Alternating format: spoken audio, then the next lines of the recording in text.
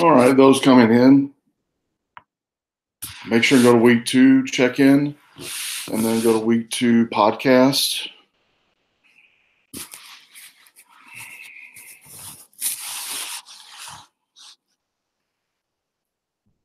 And we'll get started here in a moment.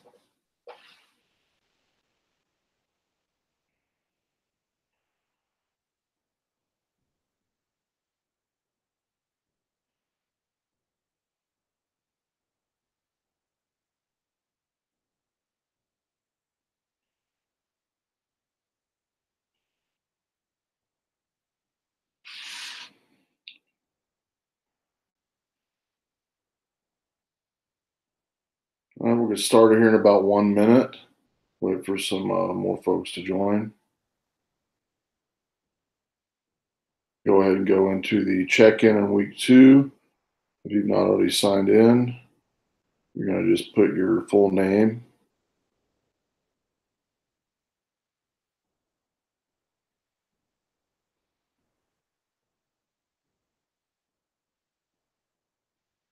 Looks like there's 5 checked in so far. I think I emailed everyone earlier. For those who couldn't make it, they can watch this podcast later.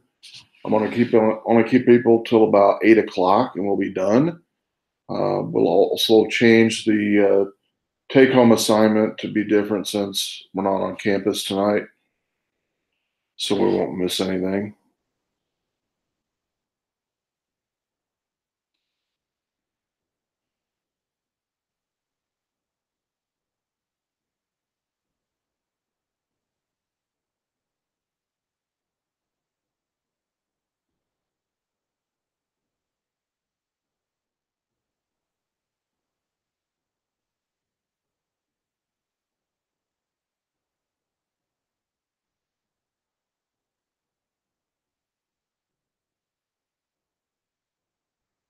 Looks like we have 6 joined right now.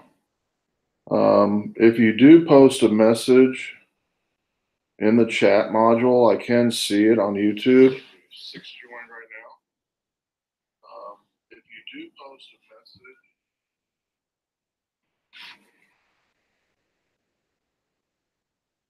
message. And Yaz, I did get your yes. Can you hear me now? I got that. Thanks. Needed that. All right. Well, let's go get started. Looks like we have 8 people connected. Those that come in can join in on the YouTube feed. You can post a question while this is live anyway. You won't be able to post it when it's ended.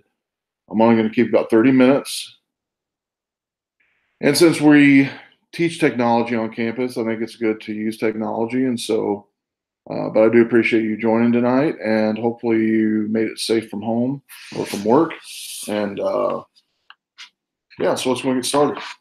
So we're in week 2. We're going to talk tonight about camera history, and let's go ahead and go over content this week. We'll go over some notes here in just a second for camera history. Your take home is going to be, I changed it a little bit since we're not on campus. Instead of taking photos of each other, I'll have you practice taking at least 3 photos of your family or friends. So if you have a group of 3 or 4 people at home, or 3 or 4 friends, you can take 3 photos per person. You'll set your camera to auto mode. If you're taking the class with your phone, you can use, for right now anyway, use a built-in camera app for your phone.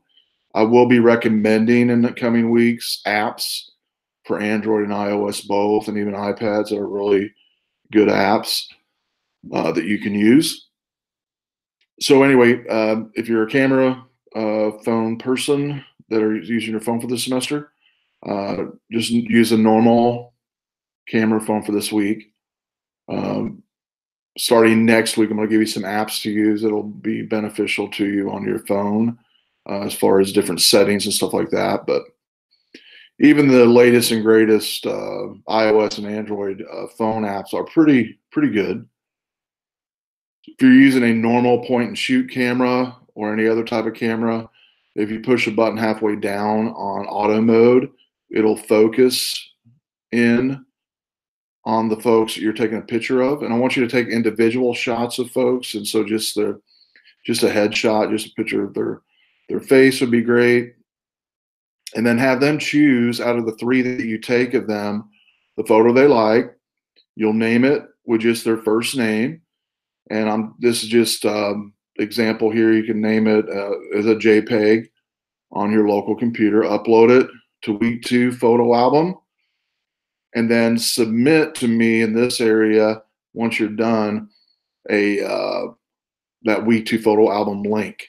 And just make sure I can access that. Make sure it's a public link to that photo album. That would be awesome. All right. If you have any questions on that, you can post them in the live chat now. Otherwise, I'm going to continue on. That is your take home, and that's due Sunday, January 27th. Let me see here. And that is Sunday. Yeah, everything's due on Sunday, so we should be good there. All right, let's go ahead and continue then. I've already got and what we're going to do is we're going to go over the discussion for week 1 intro, and which is camera history, week 1 and week 2 history, camera history. And then we're going to do a Kahoot at the end that basically covers some of the stuff that we went over. The Kahoot is not graded, as always, but it is something fun for you to do to see if you're learning or remembering or understanding and grasping the concepts, okay? So I'm going to scroll up to the top of this. I'm going to make the screen a little bigger, towards a little wider. There we go. So we're going to go over introduction to digital photography, camera technology, basic photography techniques that you'll be learning this semester. So we've come a long ways as far as technology goes with cameras, from film days to present. You've heard a lot of terms like DSLR, maybe megapixels, image stabilization, dust reduction, live view, sensors, facial recognition. You've heard all of these terms maybe with the cameras you've had in the past, cameras you have presently, your camera phone. What does all these things mean? I'm glad you asked. And why does it matter to you? So, and that's why you're taking a class, so hopefully you can learn some of these concepts and be able to apply them. 3 classifications of cameras. We got point and shoot, prosumer, and digital SLR. And so basically on the point and shoot, you're talking about up in the upper area here, point and shoot, prosumer, DSLR. And we're going to talk about all 3 of these. The first is a point and shoot. commonly referred to as consumer digital camera. 90% of people that do have a digital camera have these types, kind of like a picture of the HP here, the GE model, and it could be Fuji Pix, a whole bunch of different ones that are out. Canon has small form factor as well. They're typically very small, compact, lightweight. They are targeted at a broad majority, typically very fast. The image quality has improved drastically over time. The prosumer is not technically its own specification. It basically has common things described in advanced point and shoot. It's basically an advanced point and shoot, and similar shape and appearance to a point and shoot. Generally have an extended zoom of some type, whether it be real physical zoom, like this Sony does here, and digital zoom both, which you'll learn what both of those are this semester, and combining user-friendly point and shoot features as well with manual features. SLR stands for single lens reflex. It is basically the high-end cameras. Pictured here is a Canon. You also have Nikon as well in that, that are the top tiered as far as cost-wise. They have larger sensors, which we'll talk about tonight, what the importance of that is, which gives greater image quality. Tend to favor manual control over auto control, and lack some of the settings found in point and shoot. Presently, though, most of your SLRs do have a lot of the point and shoot features now as well. Much larger and heavier, an ability to interchange lenses on the fly. And the lenses themselves can be thousands of dollars, so it can be really expensive purchasing for them. But if you're doing it for a living or even an extreme hobbyist, definitely you can spend a lot of money on lenses. So what's the real difference between digital SLR and point and shoot? And so here's a point and shoot version here, this Fuji Pix, and digital SLR. The real difference basically comes down to image quality. And so a 6 megapixel DSLR will take a better picture than a 10 megapixel point and shoot. And one of the reasons is the size of the sensor. Many times we think the megapixels is important, but it's really not. It's the sensor within the camera that's the most important. And as this picture shows here of this deer, the spawn actually, every image that we take, if we were to blow it up to 800%, 1,000%, we would see like the corner here of this ear, the pictures become boxy. And that boxy effect is pixels. And each image that you take in your camera has these tiny micro lenses or pixels, which makes up inside of that camera sensor. So the sensors are the most important part of the camera as far as when it comes to quality. All pixels are not created equal. A digital sensor will essentially make up of those millions of tiny pixels, micro lenses. Pixels are analog, which record light and color. Larger sensors will have larger pixels, meaning better quality images for larger prints.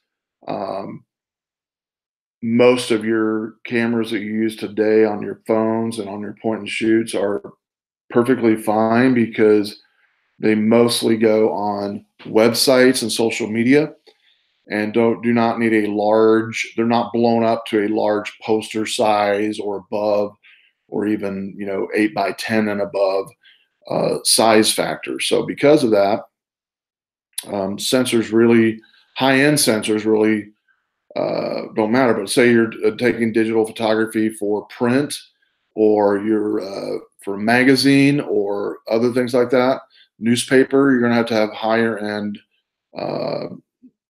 camera sensors. So here's an example of a 35 millimeter, which is in red, compared to a camera EOS 10D 300. As you can see, the 35, we're almost to the day, we're almost there digitally, but not quite yet when it comes to quality of image as it was even in the days of 35 millimeter.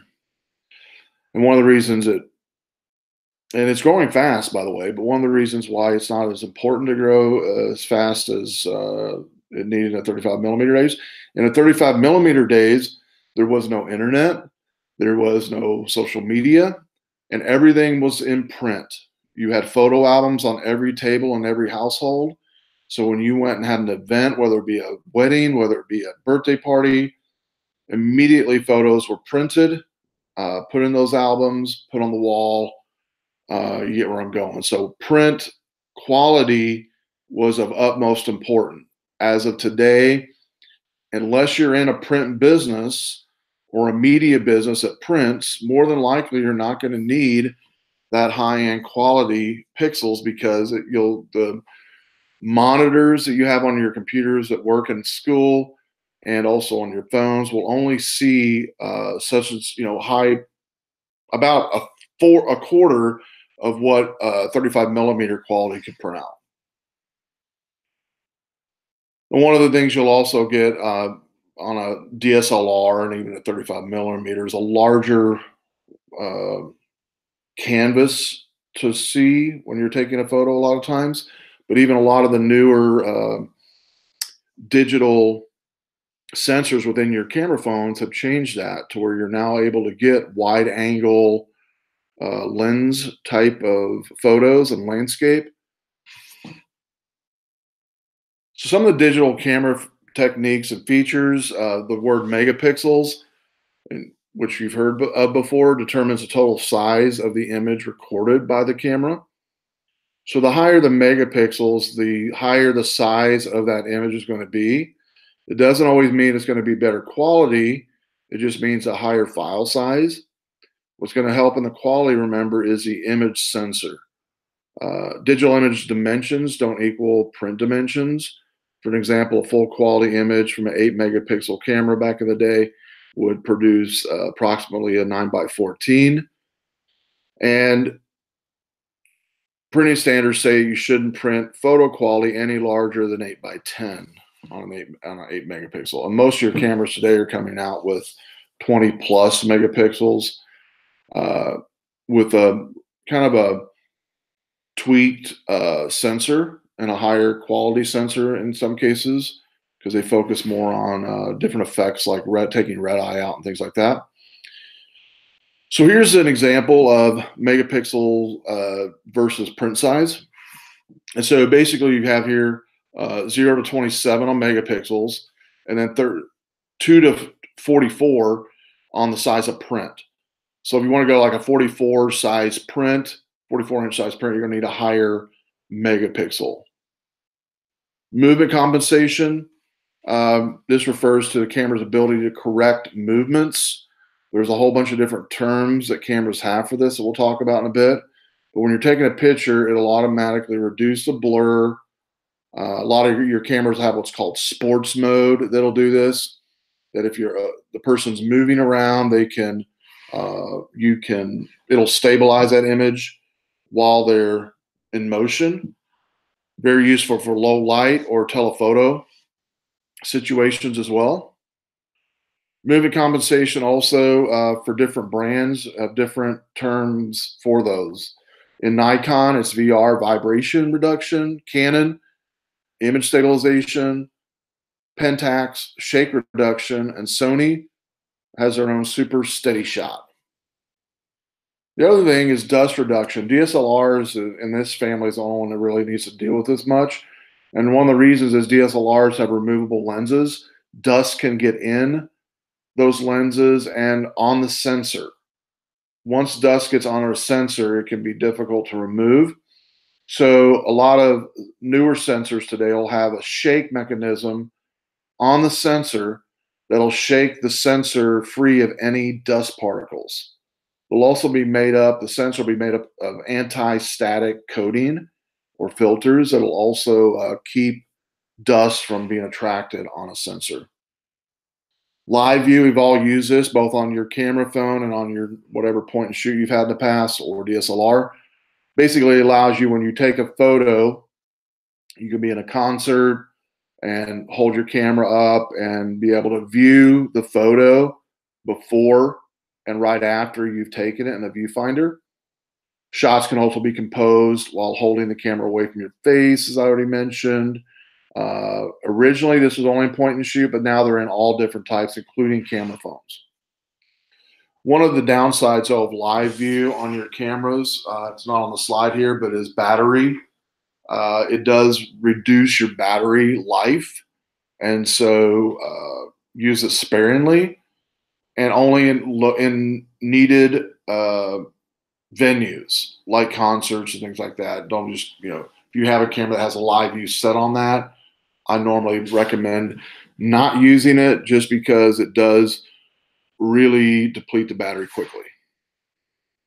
Facial recognition. Everybody has facial recognition, both on websites and photos that people take from any type of camera now, including your camera phones, where it detects your face in the frame. It usually boxes your frame with the face, automatically adjusts for facial tones and color contrast, and then allows for detail in face as well, and adjust it for pleasing skin tones. And most all your cameras will do that now. Now, one of the reasons you're in the class, I know, is to get a good shot, and that's a subjective term or subjective goal, but it's a lofty goal, and it's something that we all strive for. There's hundreds of factors that you'll learn about this semester that will make a photo good. It's still relative. So for purpose of what we're going to talk about for the most part tonight and the rest of the semester is how do you find what's called correct exposure? Because if you get correct exposure, you can get a great photo. And exposure has a lot of different legs, technically 3 legs that we're going to talk about in exposure. So exposure, whether it's good, correct or good, occurs when you maintain as much detail, both in the very bright parts of the image, which is called highlights, and dark parts or shadows. And if you've ever played with Photoshop, which many of you have probably, when you go into the levels or the filters of an image, you can play with highlights and you can play with shadows, or you can play with levels to manipulate post editing. But how much of a range in which you can capture detail from light to dark is referred to as what's called dynamic range. And you're about to see there are many correct or good exposures. So 3 factors or 3 legs to the stool to good exposure: shutter speed, aperture, and ISO. And you'll be doing take-home labs on all of these in the coming weeks. So first, shutter speed refers to how long the shutter is open. So exposing the image sensor to light, either a short period or a longer period, is what shutter speed does. It's measured in seconds, from 300 down to 1/8,000th of a second. And some cameras will also measure in milliseconds as well. A fast shutter speed, 600 and up, are used to stop motion and will freeze a subject, and this would be 600 milliseconds and up. And basically, as you can see on the right, where the 2 kids are jumping up in the air, take the photo with a fast shutter speed, boom, it stops them in midair. No blur, no anything. The left side, though, bumping down that shutter speed, or actually increasing that shutter speed to around 600, will also make it look like they stopped in motion and froze the subject. Slow shutter speed will give kind of movement to the photo. And as on the right there, the runners that are running at a 1/60th of a second or slower can cause movement or the look of movement. On the left, water looks like it's moving even though it's a 2-dimensional photo. Here's an example of a shutter speed set at 5 seconds or slower. Can be used in a very light, low light situation.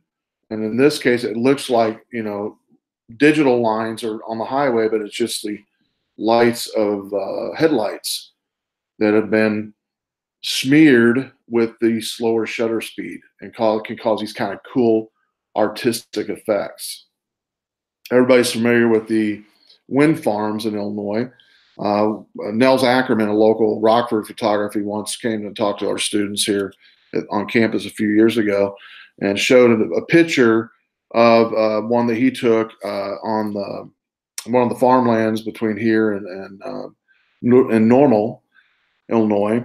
And he set his tripod up. It was an 8-hour time delay, an 8-hour time delay of just one of the wind farms.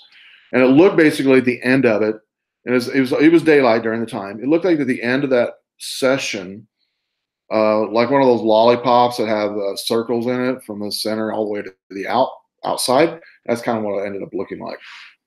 So you can make some pretty cool dramatic artistic effects with slow shutter speed. Beware though, the slower the speed, the more chance you give for image stabilization. And so in slower shutter speeds, you need to always use a tripod or have your camera setting steady on an object of some type, or kneeling down and using your knee for stabilization. And some of us shake more than others normally, depending on how much caffeine you've had that day. And so shutter speed, the slower you do shutter speed, the more you'll need a steady location for that. Aperture, this is the second aperture shutter speed. Now aperture is defined as the hole or opening which light is admitted. Inside the camera lens, there's a system of blades which open and close, increase and decrease, cause the light to pass through. It's often referred to in cameras as f-stops, and it's represented by like f-stop 1.8, f-stop 5.6. The smaller number actually means a wider opening. A larger number means a smaller opening. So a larger aperture of 2.0, smaller aperture would be like 22. The wider the lens is open or larger aperture value, the more light gets in, and you would then need to offset it with fast shutter speed. Most of your cameras today, if you set your camera to auto shutter speed or to a shutter speed mode, it'll automatically adjust aperture. You set it to an aperture mode, it'll automatically adjust shutter speed. So here's what it looks like on a lot of cameras, a lot of DSLRs, and even some of the digital cameras on your phone, where you can set the aperture, and you'll notice from f2 to f16, the holes get smaller, numbers get greater, higher, holes get smaller, less and less light let in. Depth of field. Aperture also causes depth of field or blur behind an image that you're taking a photo of. A wider aperture, smaller, will give you a shallow depth of field and can use to isolate the subject. We use a lot in portrait photography. So in this example here, we have 3 balls of twine. The first ball of twine is the object. Second 2 behind is use depth of field, a shallow depth of field of 2.8. Notice on the right, f-stop is 32, all linear, no depth of field whatsoever. Okay, and so ISO is the third step. ISO, the shutter speed, aperture, now ISO, the third leg. Refers to light sensitivity of the sensor. A lot of cameras have what's called high ISO. That means it will be more sensitive to light. It will take less light to get the right exposure. It's similar to film speeds at 35 millimeter. Your range of ISO, and you'll be doing this as a lab, all 3 of these you'll be doing labs for, but you'll be doing a lab where you range your ISO and your photos. So typically range from 100 and up. Newer can go all the way up to 64,000. Higher ISO will cause what's called digital noise in your images. Noise is similar to film grain caused in fine detail of images. It's more visible in dark parts of an image and generally more noticeable when displayed on a screen than in print. A lot of times your photos will look terrible on your screen, but when you go to print them, they can look great. ISO also have what's called, some cameras have what's digital image stabilization, which we've talked about already. What that means basically is it automatically increases the ISO to allow a faster shutter speed. Faster shutter speed will reduce the likelihood of camera shake, but high ISO will also result in a grainier image. The fourth element, white balance. White balance doesn't really affect exposure. That's why it's called the fourth element. But it does affect the whiteness or the colors of your image. You need to know, in order to know true blue, true red, true yellow, true whatever color, you need to know what true white is in the image. And we'll learn that this semester how to find that out in your cameras. And you can do manual white balance is what you'll learn about. Different light sources, though, from your halogen lights, the old halogen lights, to the fluorescent, to car LED lights, cast their own hue or color, which you can't see with the naked eye. But white balance essentially is compensating for the color cast of the light in order to reproduce the correct color. So in white balance, you can, the color cast of light referred to as a temperature or a Kelvin value, can range from cool or warm to warm. And most digital cameras have what's called an automatic white balance, but also specific options for different light source. Inside of your camera, you also have what's called exposure modes. And in the exposure modes, it allows you to set automatic and manual control over these three elements of exposure. Auto is also represented a lot of cameras with the letter A or a green square. True point and shoot has these settings on there, as well as your DSLRs, and even your camera phones will have this as well a lot of times. With some basic in-camera settings that we'll learn this semester, one of the other settings is AV mode or the aperture priority, where it gives you priority to aperture but adjusts the shutter speed like I talked about for correct exposure. TV or shutter priority, you choose a shutter speed and it gives you the correct aperture needed for correct exposure. And then M or manual, you can have complete control over both shutter and aperture. Shutter and aperture. Scene mode, you've all seen these probably on your cameras in the past, where you can select different scenes to view a photo and to take a photo. And some of the scene modes are like backlight, where you have a dark shadow, lights coming from behind the subject. Built-in flash is automatic, fills in the shadows. Beach and snow scene, photograph a beach, snow and sunlit water scenes. Exposure and white balance are set to help prevent the scene from becoming whitewashed and looking basically like vampires. You can also use tripod for this one because, again, you're going to be the sensors are going to be open more. You're going to have the shutter open a longer period, and aperture also is going to play a whole in that as well. Scene modes, continuing on, fireworks, where you can take pictures of fireworks, pre-focusing, tripod on this as well. Landscape, wide angle lens or wide angle scenes. Camera automatically focus on a distant object. And then macro, where you take close shots of small objects like flowers and insects. The lens, in this case, you move closer to the subject than other modes. And again, you can hold the camera steady or use a tripod. Night mode is where you take photos of subjects against a night scene, like when the sun goes down, a built-in flash and red eye reduction. On the night portrait, it even will sometimes get the subject just fine, but everything in the background will be like black. You can't even see anything. Night scene and night portrait about the same. On the night scene, portrait landscapes for slower shutter speeds. Again, because of that, tripods needed. And just so you know, as far as inexpensive places for tripods, and a lot of your cameras, you can even buy connectors for your phone or for your iPad or your tablet for tripods. But I wouldn't spend any more for your first tripod, $25, $30 roughly. And don't go out and buy one now. We will be talking more about them in week 10 and 11. But if you do find a deal on tripods, let me know and I'll tell the other students about it. but you can buy them at Walmart fairly reasonably, and that's what I'd recommend. Scene modes continuing on. Party mode. This is where you're inside the dim lit room.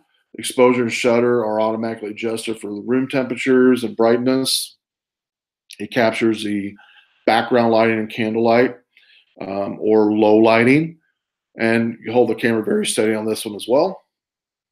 And then portrait, where the subject is the main focus. You want everything to have less depth of field to be out of focus, for the background to be out of focus. Best when taking shots outside during the day. Shoot using a mid to low long telephoto lens if you have a DSLR. Do not go out and buy one, by the way. You won't be needing it for this semester. Or you could also stand closer to your subject, what I recommend to students, instead of using any lens whatsoever for portrait photography, which we'll do around week 11, I believe, is standing closer to the subject is what I recommend, which saves you a lot of money in lenses, and it ends up actually looking better end result. Sports mode, taking pictures of kids running around, sporting events, pets. Sunset mode, pictures of sunsets and sunrises, keeps the deep hues in the scene. And then we'll end on the metering modes, and then we're going to go skip to the couple more and end on the rule of thirds. Metering modes, all we need to talk about tonight. We're going to cover a whole week on meter modes. Basically, it's where you can target different parts of your image that you're taking a photo of, the photo setting, to be highlighted, to have the best exposure. So like the center of the shot, or the different quadrants of the shot, you can set for metering modes. So I'm going to skip past that. So we're going to talk more in depth on that when we go over metering modes. I want to jump right to the rule of thirds. Rule of thirds basically is one of the first things I learned in school, and going through my graphics and masters with post-production and photography, that really opened up my eyes to taking better photos. And so rule of thirds basically is, if you imagine, and most of your cameras have this, most of us never use it, it divides your image or your frame that you're taking a photo of into 3 equal sections, horizontally and vertically. And so basically it looks like a tic-tac-toe type of diagram or grid. It's divided into thirds: upper, middle, lower, left, middle, right.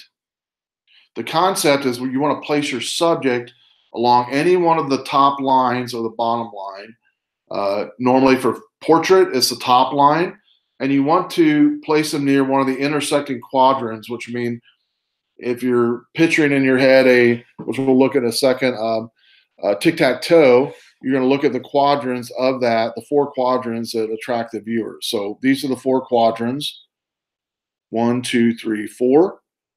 And most of your cameras will have this grid that you can show visibly on your camera.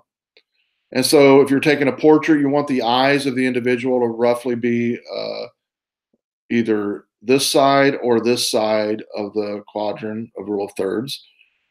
If you're taking a picture of land, sea, sky, you want to basically split it up to where it's either 1/3 land, 2/3 sky, or 2/3 land, 1/3 sky is what you want to do. So you'd want, like, say for instance, this is a picture of a beach and a ocean. I could have the beach line be here and the ocean out here, or the ocean all the way down to this line and the beach line down here, type of thing. It doesn't have to be perfect, but it's a rule basically that makes compositionally your photos look better and feel better when people see them. So here's an illustration of rule of thirds, the 1/3, 2/3 scenario I just talked about. Notice the water is in the bottom third, sky is in the top 2/3, and the tree is in the bottom right quadrant of the rule of thirds. So it's compositionally correct, and again, more balanced. So nature itself has built-in rules of thirds in both animals and nature. This picture here shows the 1/3 at the top of the sky, 2/3 water. And then over here on the upper right quadrant would be the object of the deck with the house on it. Again, this is just a concept, placing your subjects along the lines or near intersecting points. We'll be thinking of it as you're taking photos this semester. We'll talk more about rule of thirds. For portrait, the eyes are often positioned along one of the horizontal lines, preferably one of the power points on the upper line, the upper two quadrants I mentioned earlier. It makes the photograph more pleasing to look at and naturally draws. You don't want to center people in the middle of your image. You want them either on the right quadrant or the left quadrant of that image. So you want them here or you want them here. You don't want them here, which normally when we start taking photos, natural tendency is to center it or actually center them right here in the middle. That's not compositionally correct. Because what this gives you a feeling of, by the way, any rule of thirds, it gives you more of a feeling of balance and of proper composition.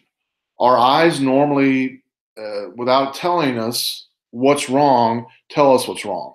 We don't even know what's wrong sometimes. But when you look at things that are centered, it just doesn't feel balanced. When you look at things like this here, it seems balanced. It seems normal as you would view something if you were to view it without a camera in front of you or without a picture. This is how you might view it, is the concept behind rule of thirds. Landscape, again, horizon is the line on the 2/3, 1/3, land, water, ski scenario. Post-processing, couple of things I'll mention at the end. Picasa, free to download from Google for local computer management of your images. I do like the latest and greatest version. In fact, let me go there real quick before we do our Kahoot. Because they just did some recent,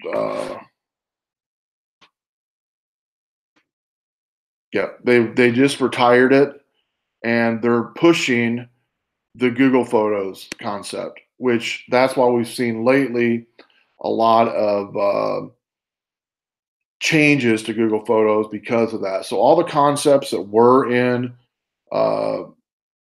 the Picasa have now been put into Google Photos.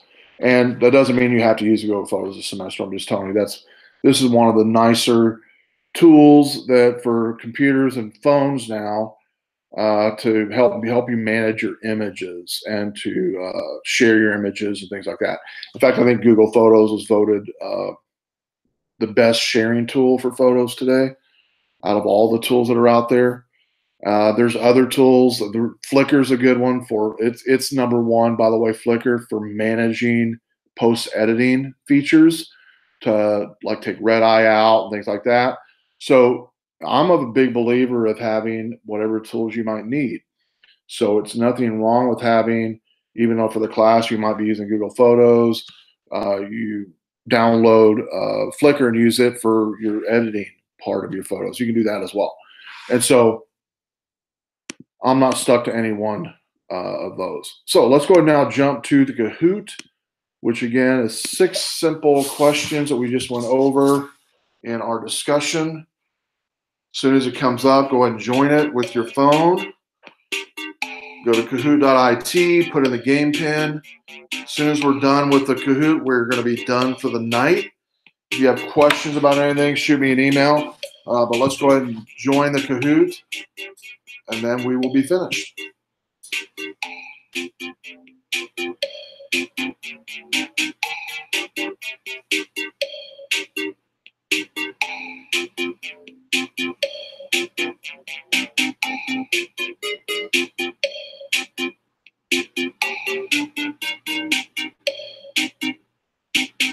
We got Tambourine, we got NT.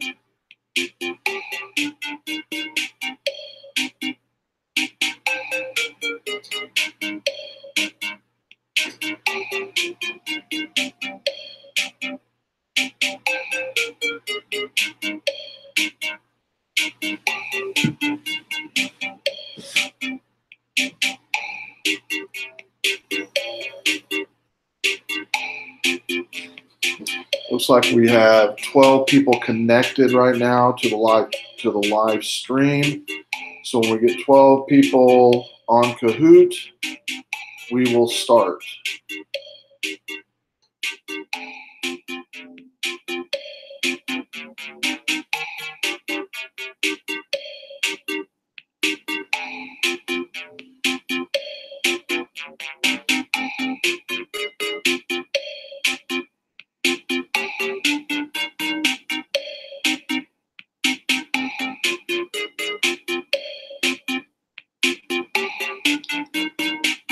Couple more and then we'll get started. We're on 10. We get 2 more added. We'll get started here. And it's just 6 questions that goes over the discussion we went over tonight.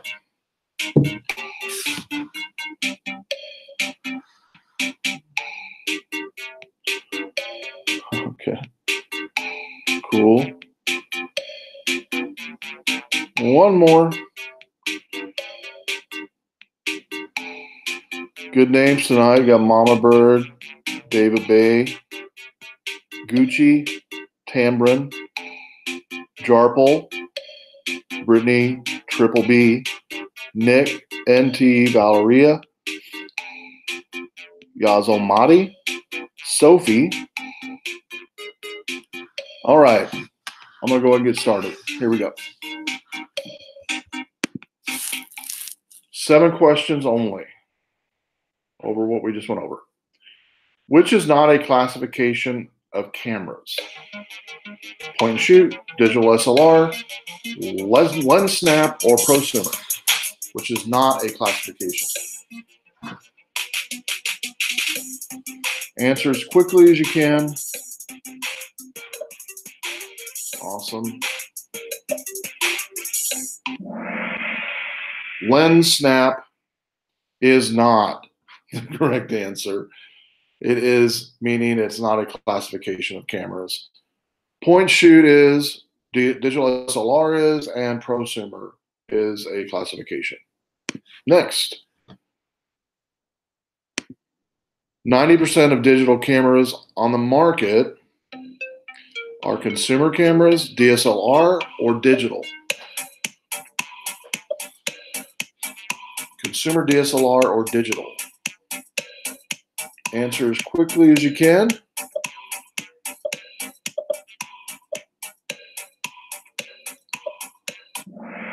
All right, consumer camera is the answer. That was also prosumer, which was normally called consumer. We went over in the notes. And that's your like point and shoot type of camera. Mama Bird's in the lead. Typically have extended zoom. These type of cameras, DSLR, prosumer, or point and shoot.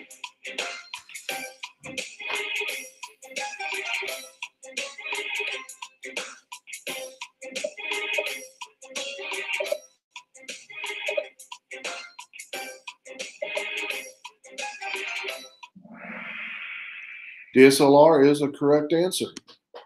Good job. Next up, SLR stands for strong lens reflex, silent lens reflex, or single lens reflex.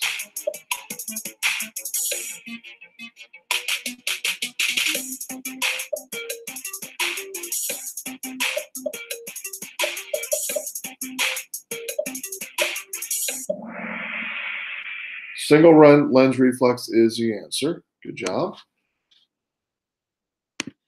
Most important to quality image. Talked about this. What's the most important part? Digital sensor or megapixels? Most important part to cause a quality image. Digital sensor, megapixels.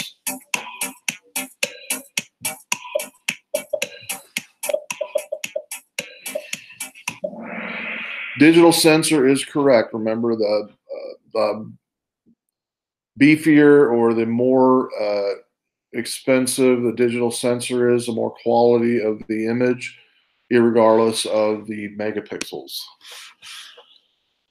All right, getting a good shot. The most important part of getting a good shot is light, depth, or exposure.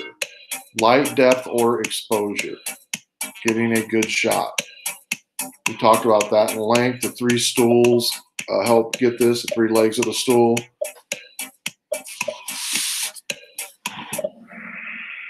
Exposure is correct. Good job. Mama bird is streaking ahead with 6 in a row. Place subjects along the lines or near intersecting points. Last question. Rule of thirds. Horizon reflection. Place subject lines along the lines or near intersecting points. Rule of thirds. Horizon reflection. Yeah, it is laggy a little bit, Pan. I got it. Do the best you can. Cool. Rule of thirds is the answer. Yeah, we are streaming live. Some people chat about lagging. Yeah, I noticed that. Yeah. Yeah, it's timed out. All right, cool. Let's see the end result here. All right. So if you got kicked out or whatever, don't worry about it. It's just for fun.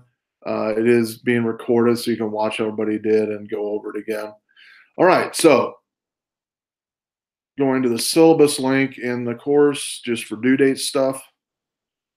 So by Sunday, you've got the take home, which we talked about already, and that's it. Excuse me. Next week, we have the in-class exercise and a take home both. And so if you want to look ahead to next week, definitely do so. If you have any questions, let me know. Remember, when you submit your pictures this week for week 2, I also need a link for that album on your photo site, wherever it might be, and make sure that it's publicly accessible. That album is, and I'll go there real quick to show you what I mean. So all I need is, once you've uploaded your photos, say you take photos of 3 people, your family and friends, and you take 3 photos of each person, they pick one, you upload 3 photos. And one of the things you might want to do, and because I have you name the photo for your own purpose on your local computer, but most of the sharing sites allow you to label the photo. And I'm not putting their full name on purpose. I don't want people's full names out there. And so you can just put their first name on the label if you want to. Not required, but if you want to, that's great. Main thing that is required is the 3 photos or however many you take are uploaded into week 2 photo album, and then you share it below. Any questions on the chat before we're done? Let's see. Yep. People can't wait to start shooting with their camera. Great. All right. Well, let's look forward to a good week. Tomorrow, the snow is supposed to go some more, I guess. So be careful if you're driving. Otherwise, we'll see everybody. Make sure here, schedule-wise, just on your calendar, 2-5, 3-5, and 4-2 are the online classes that I'm going to be doing the hour of code at the mall, remember? So make note of that in your calendar. I will send you a reminder and email the night before. Also, if you've not signed up to the Remind Me app, please do so. I did email everybody about that early on. It does help for days like today, where I can quickly send a message through the Remind app, much quicker than any other way to get in contact with you. That way you can immediately get information. So if you have not signed up to the Remind Me app, please do so. Otherwise, let's have a great week, and I will see everybody next week. Bye-bye.